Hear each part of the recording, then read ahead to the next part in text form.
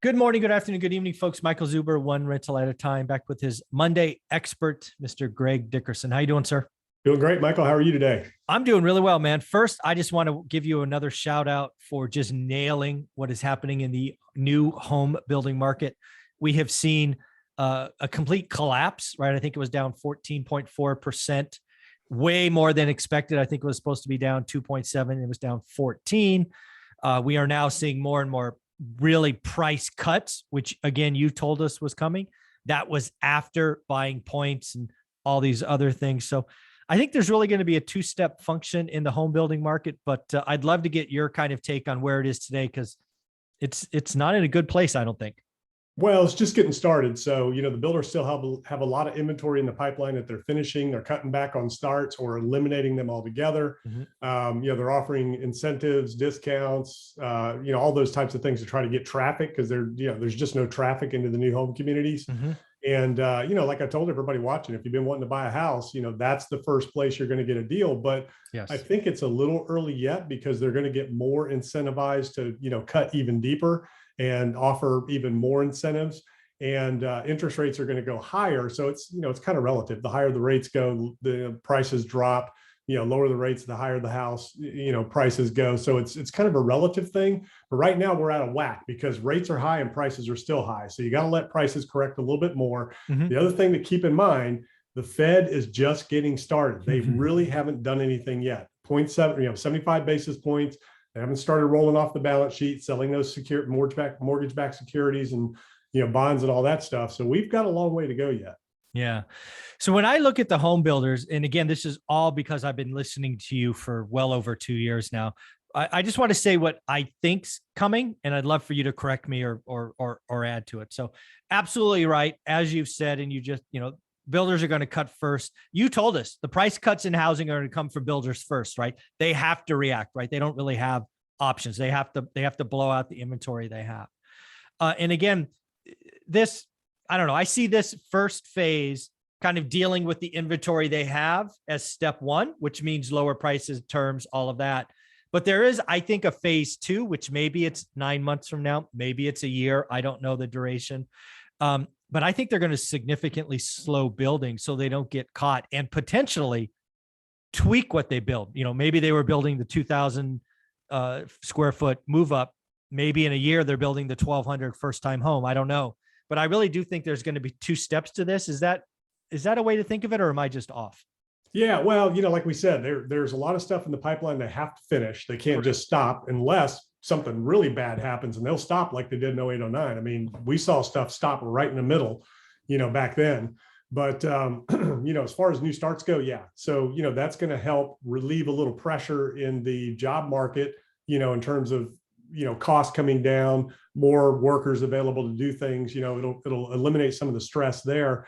As far as what kind of changes we're going to see, that's hard to say, because we did go from the McMansion in 2009, down to smaller houses. People really reduced because of cost, because of, the leverage that they had in the system and the result of the housing market. But then from the pandemic, we expanded because people needed work from home solutions. Yeah. I don't think that's gone away. Okay. I think the whole work from home thing, now maybe the homeschooling and all that, that people added for, but the work from home thing, I think, is here to stay, and people are going to want that space. And they're going to want to have in the back of their mind space for the kids if that ever happens again. Sure. And snowstorms and weather events and things like that. So the trends in the way we live and the way we use our homes, it's hard to forecast that, but builders are on the forefront. That's the reason home builder sentiment comes out regularly. That's the reason we monitor home builders, because home builders are at the front lines of the economy, recessions, things like that. And that's where a lot of forecasts and changes,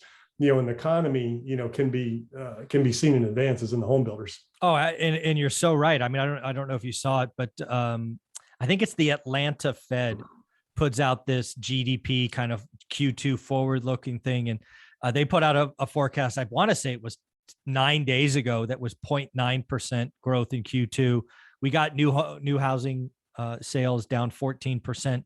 They redid it, and now it shows zero. So yeah, you're right. Builders are the front end. The real estate is a big part of GDP, right? All inclusive. And yeah, all the residual stuff. There was a great article I pointed out the other day that shows how many dollars in a community you know, goes out into the community from a real estate transaction, not a new construction, but just a resale home, of all the vendors and, you know, just all of the money that's generated. And then when you look at the building industry, and that's what drove the economy primarily in, you know, the lead up to the 0809 crash. And then when that, you know, building industry went out, you know, a lot of, you know, spending was sucked out of the economy because all the money that was being flooded into it through construction. We're going to see that a little bit too. So that's one of the downsides of the contraction. The good news is housing is going to come down. It's going to correct.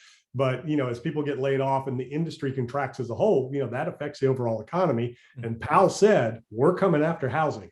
He did his last question. Housing. Yeah. We're going to make it more affordable. First time buyers are priced out. We're going to fix that. Yeah, he did. He certainly did. He really did point at inventory as kind of one of those numbers. I even think he said I hate it when he said the great reset or the housing reset. I think it was housing reset. He said housing reset. We're going to reset housing. Yeah. It's like, oh, great. Now we're going to get all these people talking about the great reset, and Powell's part of it. It's funny. Well, you know, a lot of people don't understand what's really going on. So they are doing this intentionally. They want to destroy demand. They want to reduce people's feeling of wealth so that it reduces their appetite for spending, which helps bring everything back into check. So they want the stock market to go down. Oh yeah. They want housing values to come down. You know, they want the economy to contract, you know, a certain degree. They don't want recession necessarily. That's the soft landing. They're trying to avoid that. You know, Janet Yellen is out again saying, well, it's not necessarily imminent, you know, or we're not necessarily, we don't have to go in recession, which she also said that there was not going to be any inflation either. Yes, she did. Yeah. We need to put her and Jim Cramer together. Yeah, exactly. The ultimate bottom when they say, yeah, exactly. Those two kind of funny. But I want to talk one more thing about housing prices, because I think people hear you and they hear me talk about housing. I think we have to appreciate the timing.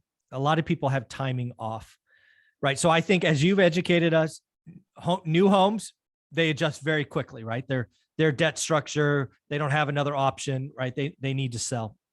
The other thing I think is very obvious is transactions will crash immediately. We get existing home sales tomorrow, which I can't believe they're forecasting 5.4 million, which is down like 2% from the month before. I think it's going to be ugly tomorrow because again, transactions go first.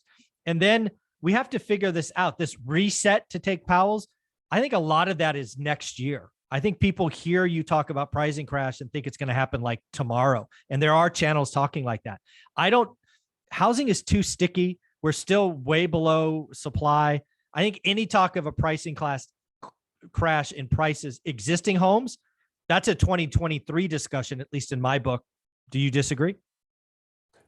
No, I mean, we're seeing, so what's skewing that is you're seeing price reductions, and, you know, a lot of the YouTubers are putting these charts up showing, you know, Austin's 30% down, and you know, these markets are cutting prices 30%, but they're already way overpriced to begin with. Exactly. You know, I've seen properties listed in my market that are just way overpriced, you know, even before they were still overpriced before, when interest rates were still at 2 or 3%. Agreed. So they're cutting prices by, you know, 30%, 40%. You would think that's a housing crash, but it's really not, because now the price is where it should be, sort of, but it's still overpriced, even when it comes down 20 or 30%. So, you know, it's really hard to gauge that. What you got to look at is transactions. That's really what you have to look at. As the transactions decline, values will come way back into check. The question is, what is a real fair value now, given the interest rate environment? And it's that affordability index, right? So you can easily take the median home price right now at 460 or whatever it is, based on current interest rates now from where they were 2 months ago, because that's lagging as well, brings you down to about 360. It drops it by about 100 grand. So that's really where the median price should be. So that's, you know, that's what you got to watch. And like you said, the bottom end of that dropped out. Well, as we go, the top end of that's going to drop out. Yeah. Yeah. I think the housing market is a complex beast. We are going through something we haven't gone through, right? I've studied housing back 52 years, and we've seen interest rates double before, but we haven't seen them double in 120 days. This is new. So again, I think there's just a lot of things. And I think the clearest thing, because I just reported this morning, somebody did the math for me, how many people were priced out, because demand's a two-step function, right? You have to have the desire and the ability. Well, we just lost 18 million people. They were qualified at roughly 3. They're not qualified at 6. That's demand destruction. Just straight up demand destruction. Then you take on top of that all the scary headlines about a recession and job losses and job cuts. you have a lot of people that were ready to sign on the dotted line and qualified that aren't going to sign on the dotted line. So demand destruction. I think we have crazy supply destruction, which again hasn't happened before. The move up buyer the first time. That's why the median home price, I believe, is, again, median home price, national median home price is going to shock people as it surprises to the upside throughout the rest of the year.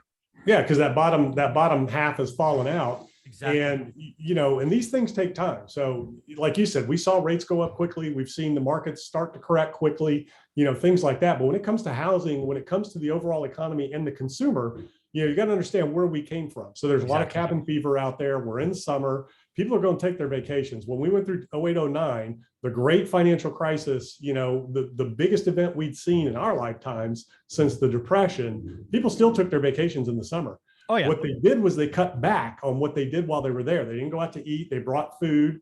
They didn't spend excessively on little things, but they still went to the beach, and because it's a cheap vacation, yeah, they had it booked, and they're like, you know what? If I'm going to lose my job, if the economy is going to fall in depression, I'm taking this last trip. Yeah. So people have that mindset now. We've been locked up for 2 years.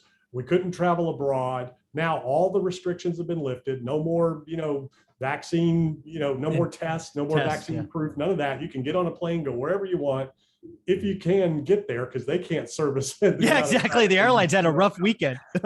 If they're still flying. Yeah, but exactly. But anyways, people are out spending, right? They're tired of that. They're going to go, to that vacation. They're going to make up for that lost time. They have, have built up some savings. They, reduced debt. So it takes a little while for all that to reverse. They start working through savings, they start racking up debt. And we're seeing, debt balances increase and things like that. So I think by the end of the summer, going into the fall, winter, you're going to have a very different consumer if we stay on this path. And then, housing kind of lags all that. So going into next year, I think is, when you could see the biggest, form of the corrections versus what we're seeing now. Yeah, I don't think we're going to, the median home price again in 2022 is not coming down. It'll shock people to the upside because of the structural imbalances in the transactions that will close. It's just math. So I think that's pretty obvious. I know you won't know, but I'm going to, hopefully you'll take a guess. If not, I will. If you are looking for a new home, and given kind of the 2 steps that we've talked about, do you think max pain might be 6 months out, right? Because we'll have a couple more rate increases. They'll be blowing through some of their last inventory. That might be the best time to kind of negotiate strong. Do you think it's earlier than that? What do you think? Yeah, it depends on the seller, right? And it depends on the market. So every market's different, every seller's different. But on average, what we saw last time, even in the, as bad as that was, it still took people 6 months to a year, sellers, to adjust to, new prices, except for the ones that had to sell. And then the banks were in control there from a short sale and all that. So, it's a different borrower this time. It's a different resale market. Sorry, Greg. I was specifically for builders, new home builders. Okay. Yeah.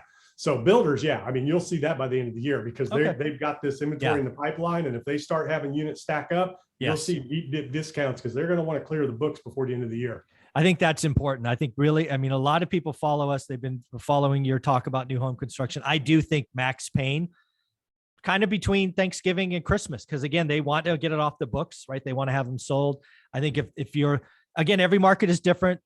Some of them won't get there, but if I were to pick a national time frame, that's kind of where my head went as well. Yeah, they're going to hit it and get it to get them done. They want them done out there for sale, so they can burn through what this backlog is while there's still some demand, because there's still some demand in some markets. But they want to get these units done, get them out to the market, and get them off the books. Because they don't want to stop. That's the worst thing that could happen. They don't want to sit there with foundations in the ground, and houses framed, and they just have to wait.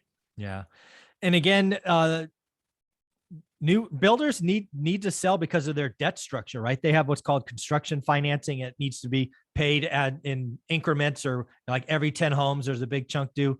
All of this means they have to sell. That's why max pain will build up later in the year. Is that fair?